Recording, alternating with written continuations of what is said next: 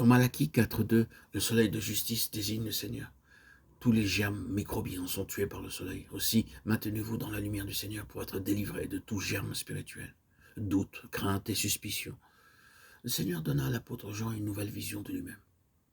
Présenter Christ non seulement dans son enseignement, mais aussi dans sa beauté et sa gloire céleste.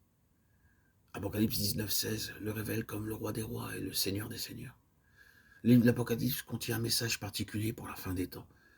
Une bénédiction spéciale est promise à ceux qui entendent et gardent les paroles de cette prophétie. Apocalypse 21.7 et 22.7 déclarent « Celui qui vaincra héritera ces choses ». Ce livre nous enseigne comment vaincre. Dans le chapitre 2, le Seigneur Jésus est vu au milieu des églises, Matthieu 16.18. Les chapitres 2 et 3 montrent comment le Seigneur Jésus-Christ a vaincu le diable. Le diable se présente de 4 façons. 1 Pierre 5.8 comme un lion rugissant. Acte 20.29 comme un loup dévorant, apportant un faux enseignement ainsi que des conflits dans le peuple de Dieu. 2 Corinthiens 11.14 comme un ange de lumière. Ésaïe 59.19 comme un fleuve. Le message de ce livre peut être divisé en 7 parties. Chaque partie représente une période de l'histoire. Il y a en tout 7 messages. Chaque message est subdivisé en 7 parties. 7 noms sont donnés au Seigneur Jésus-Christ. Par ces noms, il se fait connaître aux 7 églises. Dans chaque église ou période, c'est la connaissance de sa personne et la manière dont il se présente qui permettent aux vainqueurs de vaincre. La première période est décrite ou dépeinte par l'église d'Éphèse. Dans Apocalypse 2.1, parlant à l'ange de l'église d'Éphèse, Christ se présente comme celui qui tient les 7 étoiles dans sa main droite. Quand nous sommes exposés au danger, il commande à ses anges de prendre soin de nous. Nous ne devons jamais regarder aux situations. Pour chaque situation viendra l'aide nécessaire.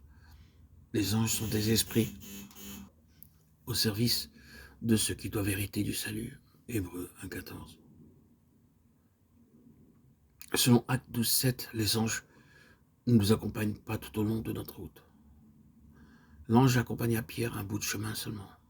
Dieu savait que Pierre oublierait et laisserait derrière lui ses sandales et son vieux vêtement. Aussi l'ange le rappela de les prendre. Puis l'ange le quitta. N'oubliez pas que les anges de Dieu veillent sur son peuple.